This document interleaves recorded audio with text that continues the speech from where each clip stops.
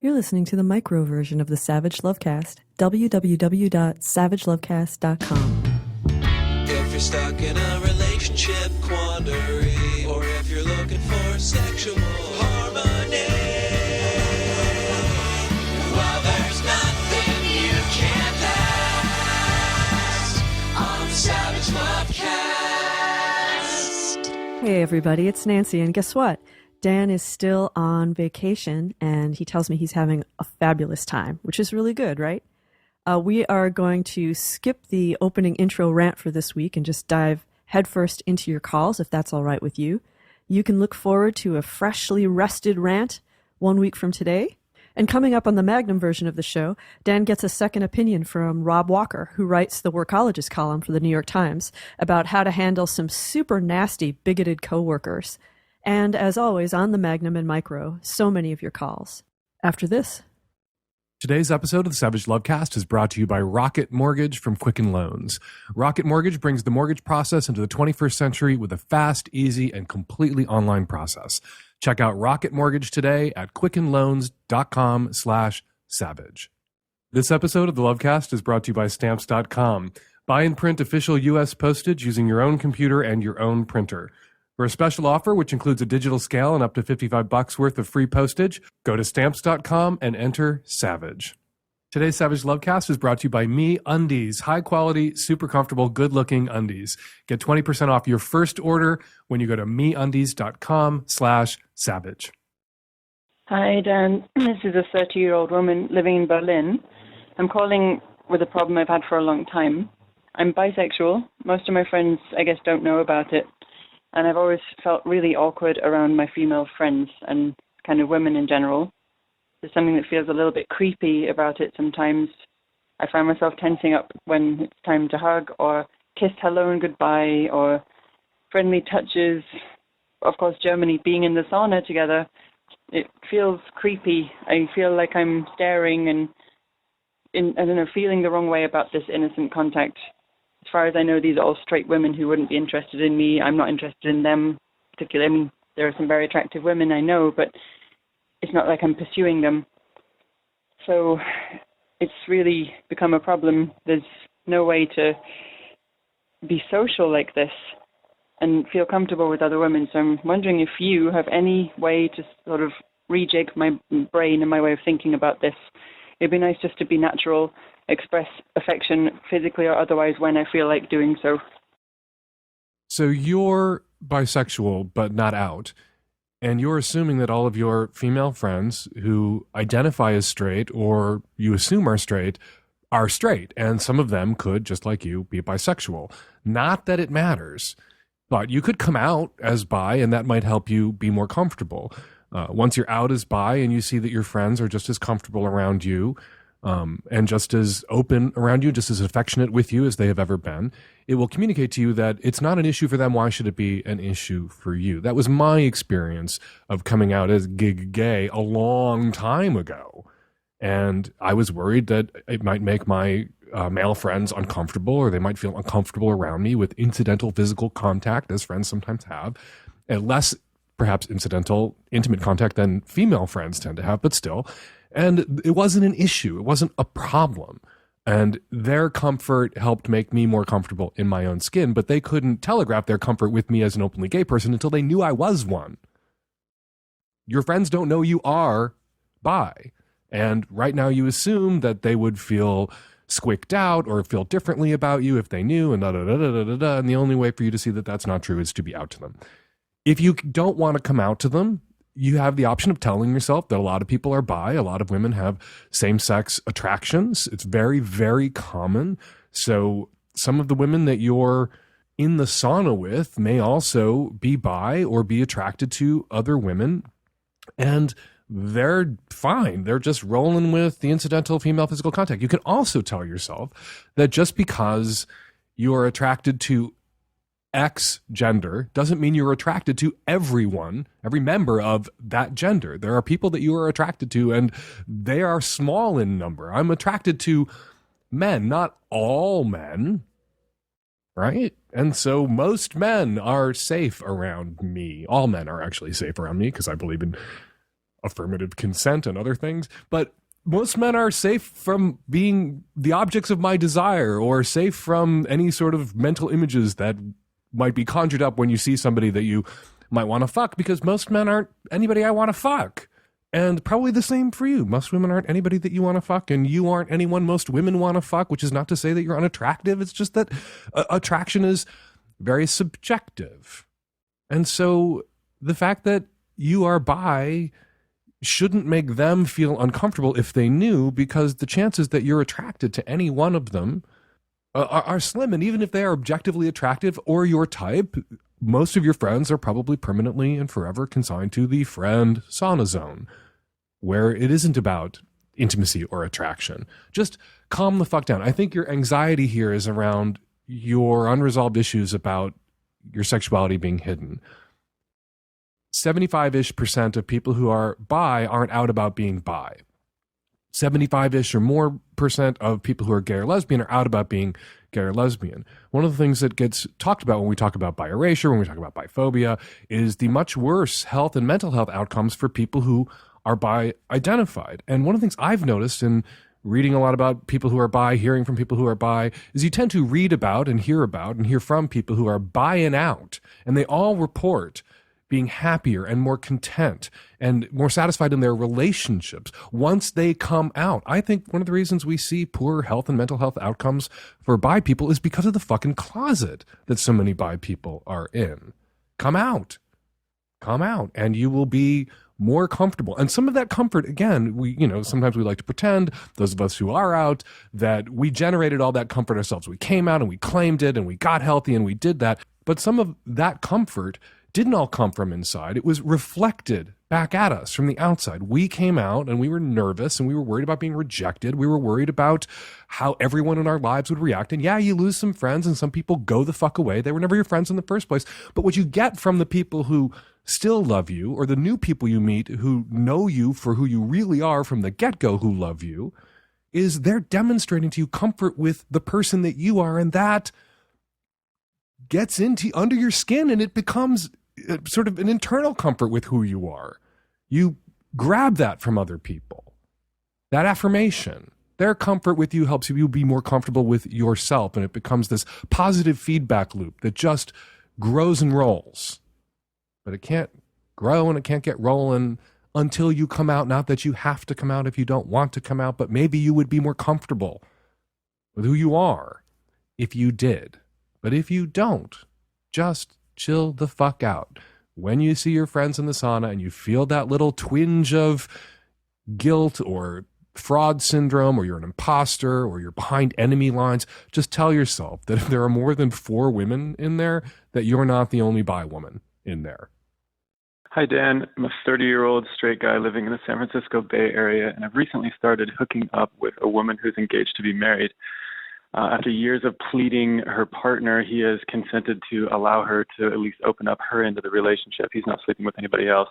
He had a few rules and a few stipulations about what she could and could not do, which she relayed to me. And those rules are, he doesn't want to know anything about who that person is. I know who he is tangentially. She's an ex-coworker of mine, so I've seen him before. I've met him before, but he has no reason to know that I'm hooking up with her. That there be no marks left on her body. We're both into BDSM, and so I'm willing to respect that rule too. So anything that's done that can leave a mark is done only to me and not to her. No problem there. The last rule, and the one that's kind of the reason that I'm calling, is for us always to use protection, for us always to use a condom, which to this point we have done, and that hasn't been a problem.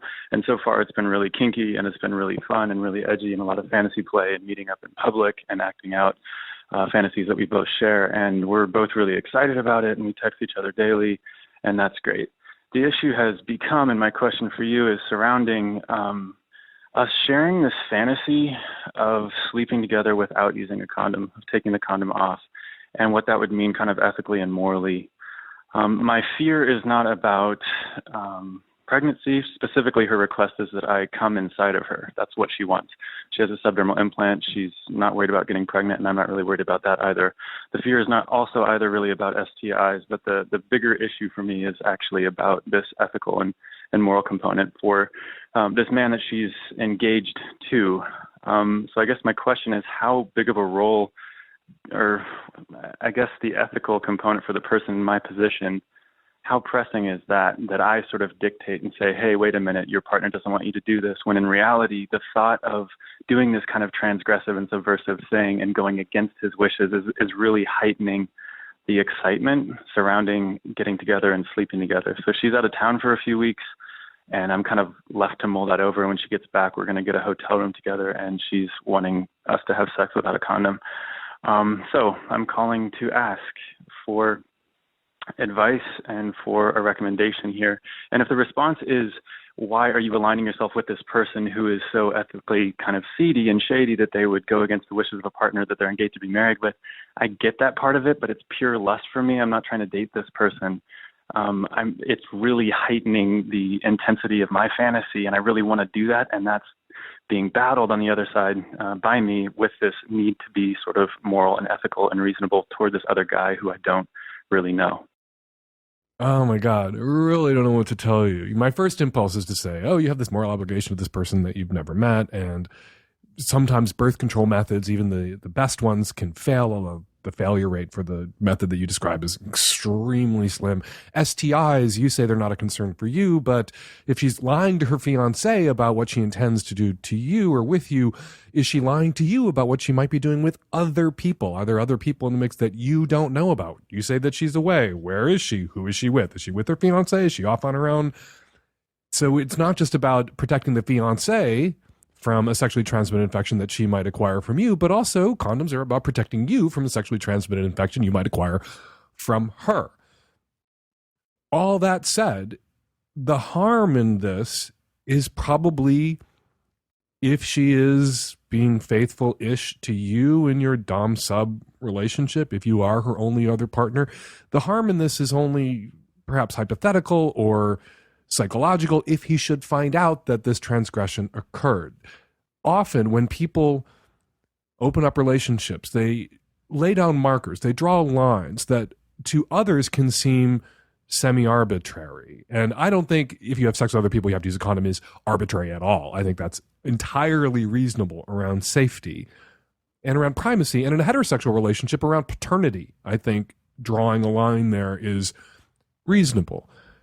What's exciting for you here is not coming inside her. It's coming inside her knowing that that's breaking the rules. And if you didn't have this rule, if this wasn't something that she had agreed to, if going condom-free was fine with her fiancé, so long as she was on this hyper-effective method of birth control and there was only you and you had tested, maybe they would have a rule about never in our bed. And the fantasy, the transgressive fantasy for her and for you now would be, while he was out of town or at work, to sneak into their house and fuck in their bed, despite that being a hard rule that he laid down. And that's a really common rule with a lot of people in open relationships. Never in our house, never in our bed, never somebody that we both know, never anyone I know socially. You have to use a condom. Like, these are the sort of standard issue rules that people lay down for their own emotional safety. And feeling like my partner can honor these even if they appear to others, or even if they actually are completely arbitrary rules, my partner dancing around those rules demonstrates to me that my partner, even though they're fucking other people, cares about me most. And my safety physically, or my emotional safety, is their primary concern. And often when people lay down these arbitrary rules, when it first starts, they loosen them as it goes on. They see their partner as primarily concerned with their emotional and physical safety, and then these hard rules, never in our bed, never anybody both know, never anybody you're going to see ever again, they tend to get looser or be set aside. The odds that this particular rule would be set aside, though, don't come in her, are pretty slim.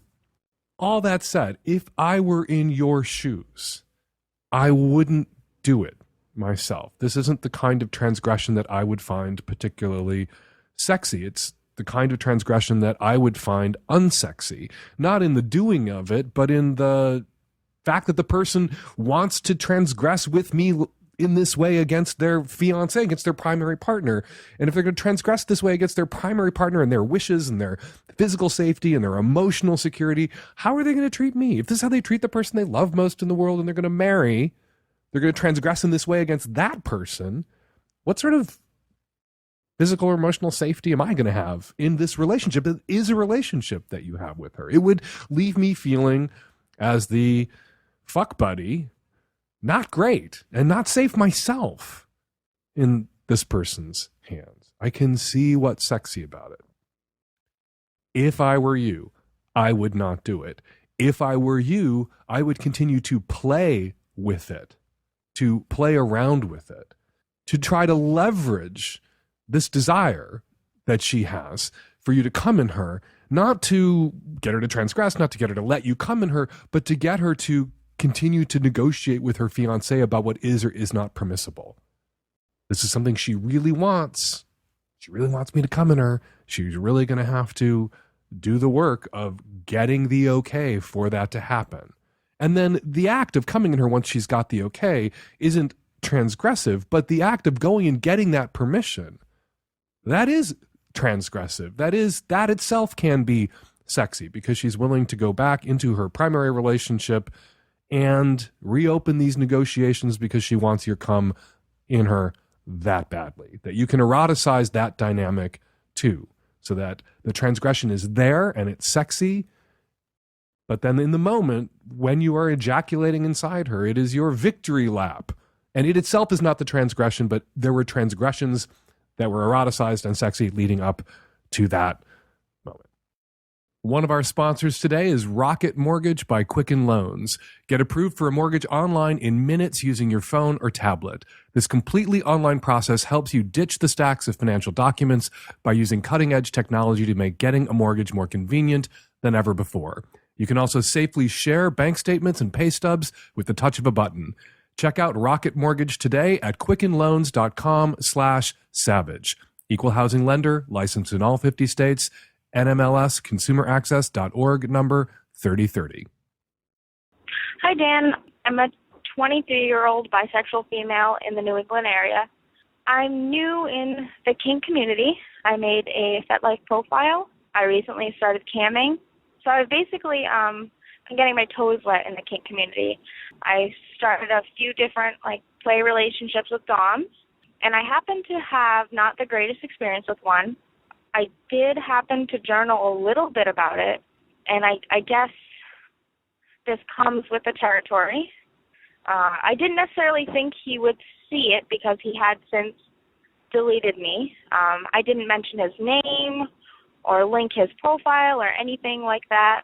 You would only ever know it was him if you had very intimate details of who I might have been playing with, which no one did. There was nothing on my account that would ever give that away. But he did find out. He wrote this very, very aggressive piece of writing about me, and it's not necessarily, I don't really care what he calls me. He did call me a cunt.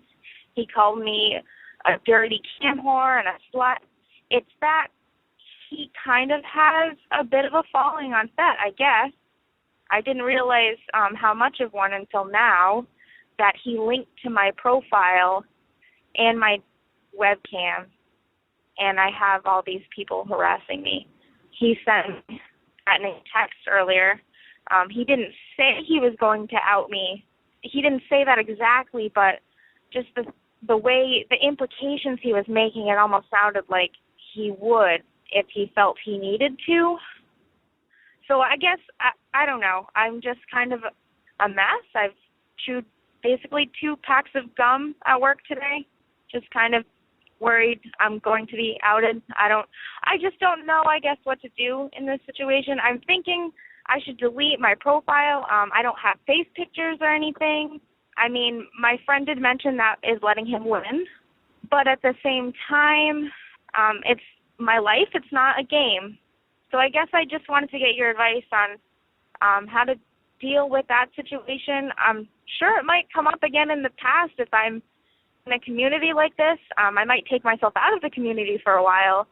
But, yeah, just because, I mean, he did link directly to my profile, it was almost like he was calling these people to do something. You can and perhaps should report him to management at FetLife. He's outing you. He's retaliating against you. He's using misogynistic hate speech to attack you. And why?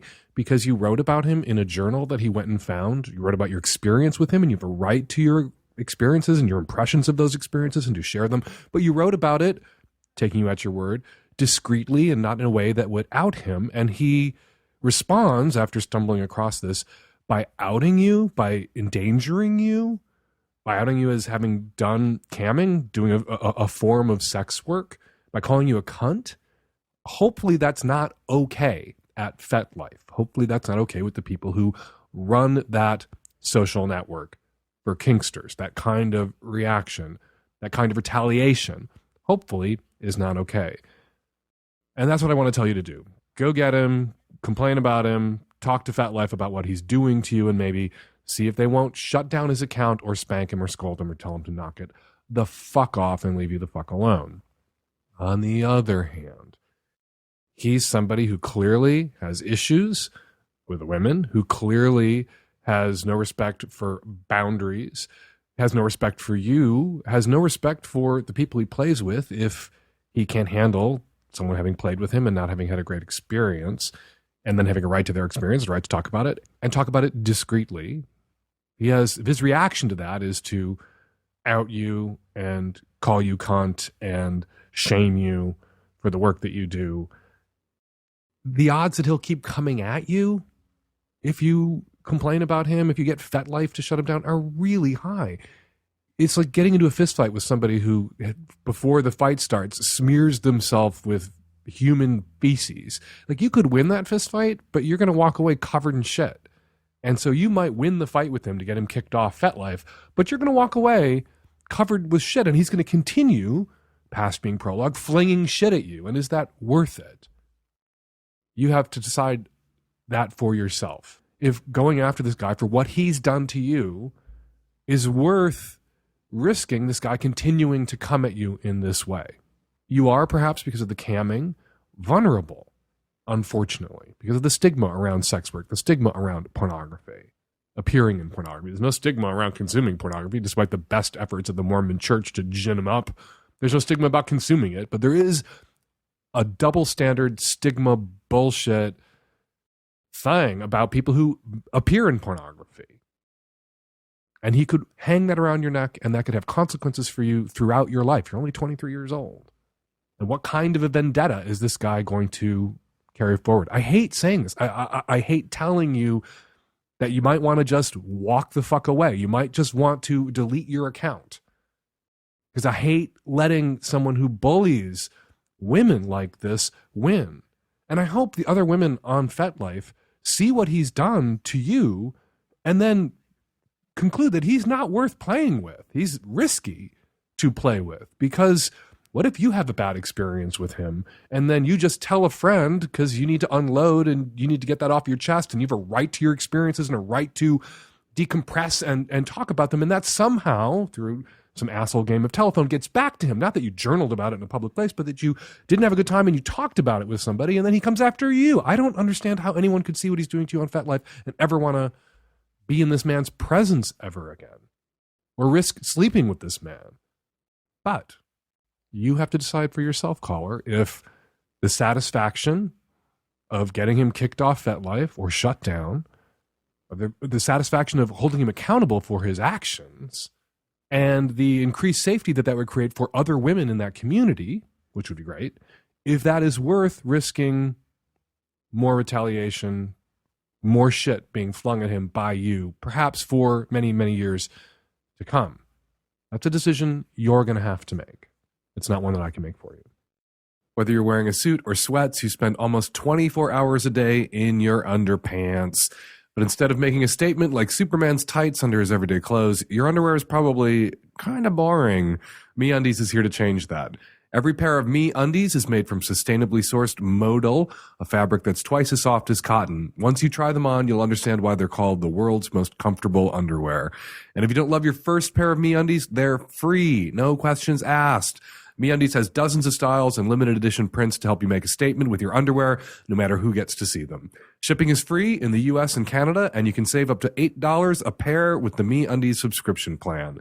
Get the subscription or a single pair and get 20% off your first order when you go to MeUndies.com/savage. That's MeUndies.com/savage for 20% off your first order. Hi, Dan. So I'm in a relationship with two guys. They are married to each other. We started dating about 2 months ago, and it seems like everything's going great. They were in an open relationship, but then we decided to kind of close it. So now it's really just the three of us. But I have fears that maybe, I don't know, maybe they'll find someone better and decide to move on or leave me in the past. But I don't know how to express these concerns. And I was wondering, how would I be able to express these concerns without seeming too needy, I guess? I don't mean to at all by any means, but it's just a big fear, and I like the fact that we're in a closed relationship. I like the fact that it's just us three, but I'm afraid, what if I'm not enough? I just really want to know how to express these concerns without seeming too needy, I guess. That question, what if I'm not enough, you tend to hear more frequently from people who are coupled. You know, he watches porn and makes me feel like I'm not enough. Or I saw her flirting with her personal trainer at the gym or whatever the fuck. I don't know why that's always the example I use. Maybe I want to fuck my personal trainer at the gym. So I saw her flirting with her personal trainer at the gym and it made me feel inadequate or as if I'm not enough for her. And my answer in those circumstances is always, you're not enough for her. You're not enough for him. No one is enough for anyone else. That's why when we pair up, we don't move into underground bunkers and never see another human being again for as long as we shall live, whether we're monogamous or not monogamous. No one person can be all things sexually to another person. Extending that to your situation, no one person can be all things sexually to two other people. That there are things you bring to the table. Obviously, they like you if they were willing to become triad monogamous, however that would be defined, triad monogamy. They like you enough to bring you into their relationship, to make you a part of their life, and to decide, at least for now, that you're it, that there's not going to be anyone else, that you guys are going to be perhaps fluid bonded, emotionally bonded, and you're going to be a thing, the three of you. And you have to relax and enjoy that for as long as it lasts. Maybe it'll last for the rest of your life. Maybe it'll last for a year or two. Maybe it'll last for 5 or 10 years, and then you will move on, or they will move on. And if you can stick the dismount, you will have these guys in your life as friends, as intimate friends, for the rest of your life. Maybe you won't always have them in your life in the way that you have them in your life right now, or maybe you will, but wringing your hands about it is no insurance policy. It doesn't compel them to stay with you forever. So you can go to them and say, I think you have a right to say, as the non-married part of this triad, sometimes I feel a little insecure about my role, about my place in this relationship. You guys are married to each other, and I am the addition, I am the add-on, and sometimes that makes me feel a little insecure. And you can ask for some reassurance, but you can't bathe in a constant stream of reassurance, because that will exhaust them. That will make you less attractive over time if they're constantly having to comfort and reassure you about their commitment to you. Enjoy their commitment to you. They've made a commitment to you. You've made a commitment to them.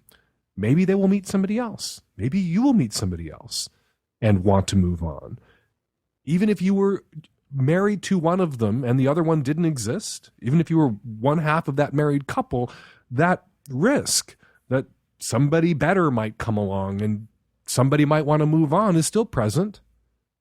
It ends marriages, it ends partnerships, it breaks up couples all the time. There are no guarantees. There's only right now. And right now, you love them and they love you and it's working. So relax. Let it work. Don't worry about how the wheels might come off the car. It's a brand new car. The wheels probably aren't going to come off it anytime soon. And you're just spoiling the ride. If all you can do as you zoom down the highway to torture this metaphor to death is worry about the wheels coming off, you just have to accept uncertainty. It'll work for as long as it works, and then it won't work anymore. It'll go for as long as it goes, and then it won't go anymore. In the meantime, while it's going, enjoy. Going to the post office is so old school. It's such a hassle taking trips there. That's why over 600,000 small businesses are already using Stamps.com to get postage right from their desks wherever they need it 24 hours a day. Stamps.com turns your computer and printer into a virtual post office. You can buy and print official U.S. postage for any letter or package. Stamps.com is the better way to do your mailing and shipping. It's so easy to use and really convenient, and it lets you focus your time where you want on growing your business instead of on time-consuming trips to the post office. No wonder $2.6 billion in postage was printed just last year alone using Stamps.com. Right now, sign up for Stamps.com and use my last name, Savage, for this special offer, a 4-week trial plus $110 bonus offer, which includes postage and a digital scale. Don't wait. Go to Stamps.com, and before you do anything else, click on the microphone at the top of the homepage and type in Savage. That's Stamps.com, click the mic, enter Savage. Hi, Dan. Late 20s straight guy. I've been having trouble internalizing your breakup advice, I guess. About a month ago, my girlfriend of, we were on and off, but altogether we were probably together 5 years, broke up with me. And I was doing the right things, I think. I was keeping busy. I was bitching to friends, but keeping that to a minimum. I was staying off Facebook. And I happened to see her at a mutual friend's going away party a week ago. And we shared all the 5 words, and she left right afterwards. And I feel like all of the progress I've made has gone back to -1. I guess I'm wondering if you have any specific advice for dealing with coming out of a long-term relationship, because it felt like I was doing so well, and then this tiniest thing has rattled me.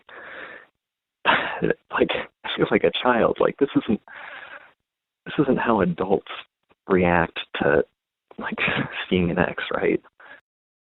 I don't remember where I read it, but I read it a long time ago that you need a month for every year you were together to get over somebody.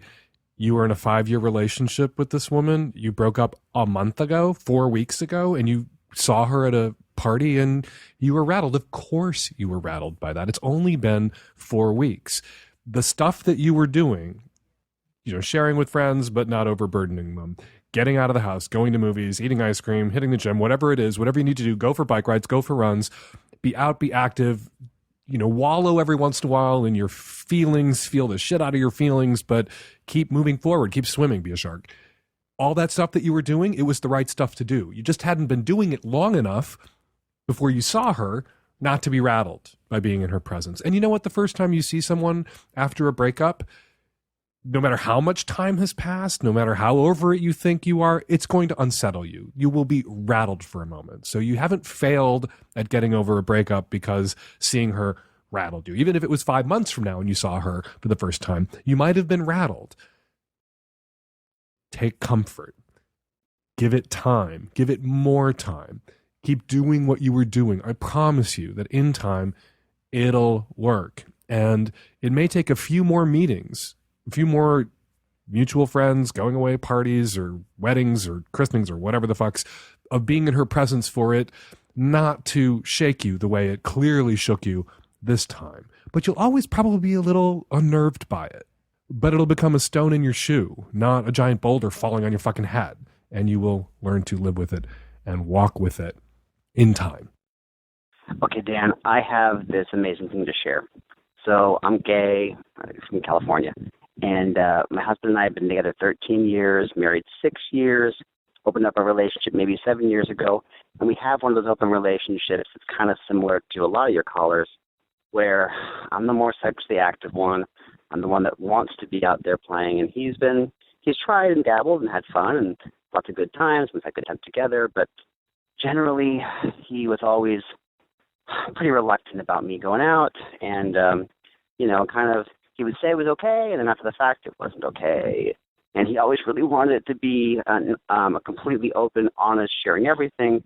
I would share things, and then he would have little mini freakouts.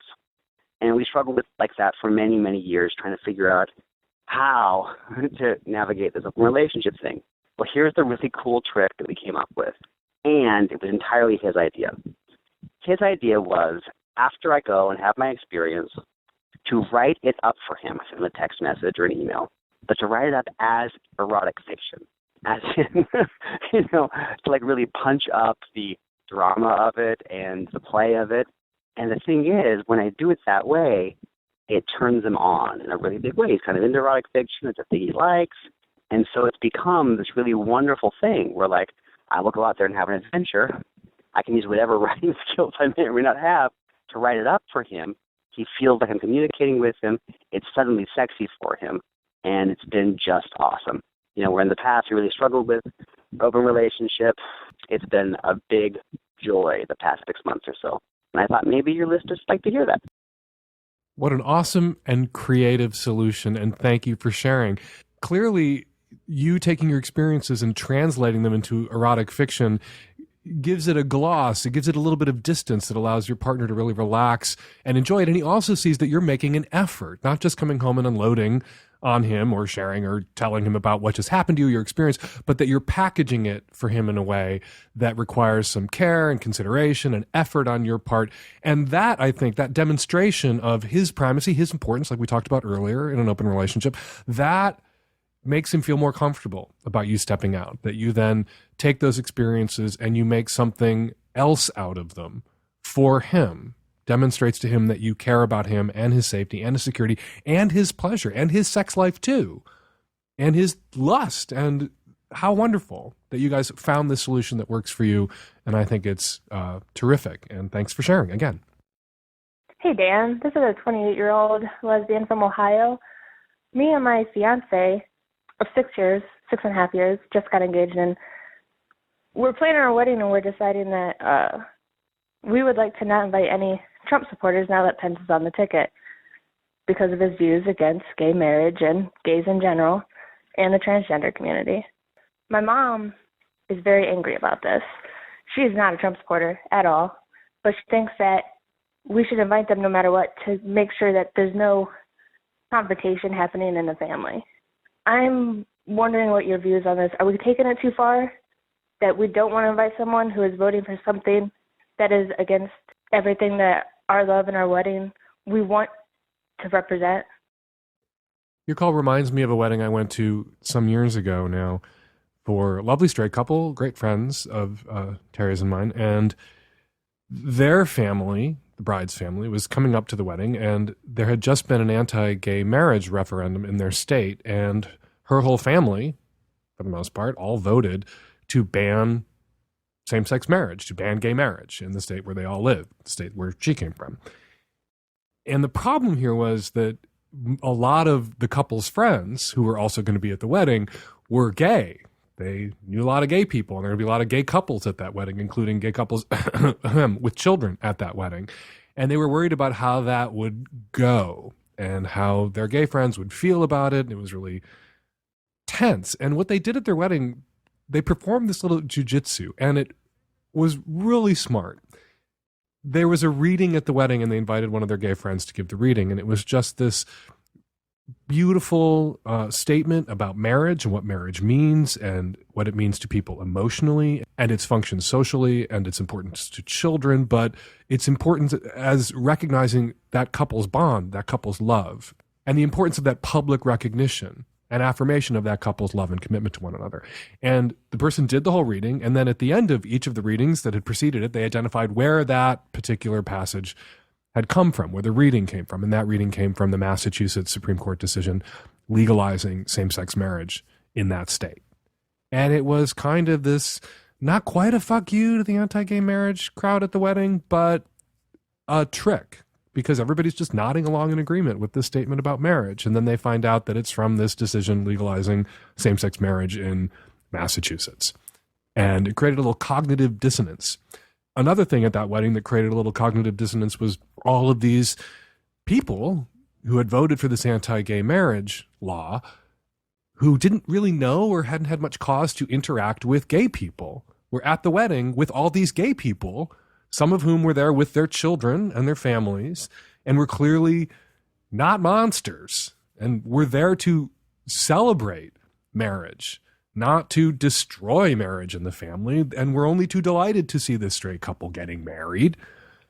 And I thought, I was at that wedding, and I thought that that was the right way to go, not to exclude those family members, but to include them and to dilute them in a way, and to, just through those social interactions, perhaps educate them, perhaps help them see the error of their ways, which is exactly what came to pass in the case of this particular family.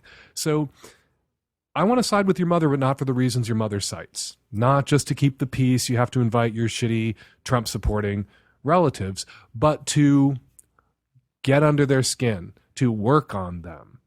Because that's what the whole marriage equality movement has been about. It's been taking these people who either oppose marriage equality or support candidates and parties that oppose marriage equality and peel them off. Not by screaming at them, not by excluding them, but by interacting with them, by talking to them, by persuading them, by being ourselves in those families and demonstrating them through how we live our lives that their fears are unfounded and their support for people who would strip us of our right to marry is not something that they can square with loving and supporting us. So, invite people to your wedding that you would like to be at your wedding without asking them first who they're voting for in November. Then whip into your wedding something about marriage equality that will hopefully reach them and speak to them. And you can, as the couple, you can approach your relatives who are voting for Trump and gently importune them not to, because Trump has pledged and the Republican Party has pledged to overturn marriage equality, to appoint justices to the Supreme Court who will overturn Obergefell, the now 1 year and some weeks old decision legalizing marriage equality in all 50 states. And so here you are at our wedding, and thank you for coming. If you would like us to continue to be legally married in this country, please reconsider your vote this November. That would be the loveliest wedding present for us that you could possibly give us. Not to vote for who we're telling you to, but just to reconsider who you're voting for. Because if you love and support us, really, at the end of the day, you can't vote for him. Hi, Dan. I'm calling in response to episode 512 and the guy who wanted his girlfriend to do anal and was seeking advice about butt plugs. I'm a little disappointed that you didn't comment more on his blatant entitlement over her body and lack of caring about her pleasure. I'm hoping it was just the way he phrased his call, but he didn't seem to care too much about what she actually wanted. The way he dismissed her not wanting to do anal as whatever, and how the butt plug exploration was clearly more about him getting to finally do anal and not about her pleasure or sexual exploration, was rather irksome at best. You did lightly touch on the fact that she might never do more than use a butt plug, but I wish you had emphasized more that no anal means no anal, and that if he really needs that in his sexual life, he should find a girlfriend who already likes that. If he wants to stay with this girl, he needs to be prepared that she might, in fact, have that negative experience and not like the butt plug, and that has to be okay too. At the end of the day, it should also be about her pleasure and not just what's going to get his dick in her ass. I'm calling in response to the man who was questioning how he was going to bring up his desire to be pegged by his wife. And I just thought that I'd mention that as a gal who loves to peg, the thing that I love the most in the experience is being given full control in the instance, and also being told how sexy I look with a huge cock between my legs. So I would encourage him to kind of figure out what exactly it is that he would love about her doing that for him, and really get outside of his own experience for a minute and think about what she wants and what will make her feel really good in that particular situation. And also, I mean, generosity begets generosity, right? Like, you could ask me to do just about anything after going down on me for quite some time. So set her up. I think it'll work. Hi, Dan. I'm calling about your episode 512, the listener who has HIV. I just wanted to let you know, about a year and a half ago, my fiancé came home absolutely devastated because he found out he had contracted HIV and was convinced that I was going to break up with him. But because I'm an avid listener of your podcast, I just laughed at him and said, you're going to go on a cocktail and I'm going to go on PrEP and we're going to use condoms and everything's going to be fine.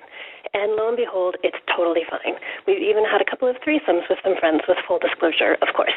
So tell your listener that there are people out there who understand what it's like in life. It's definitely going to go on. And we're going to leave it there. 206-302-2064 is the number here at the Savage Lovecast. If you would like to record a question or a comment for a future show, give us a buzz, 206-302-2064. Follow me on Twitter at FakeDanSavage.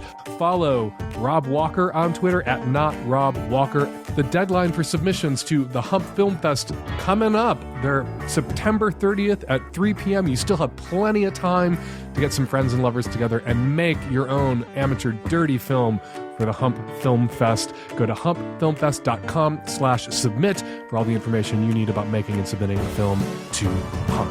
Savage Lovecast is produced every week by Nancy Hartunian and me and the tech-savvy at-risk youth and Nancy. We will all be back at you next week with another installment of the Savage Lovecast. Thanks for now.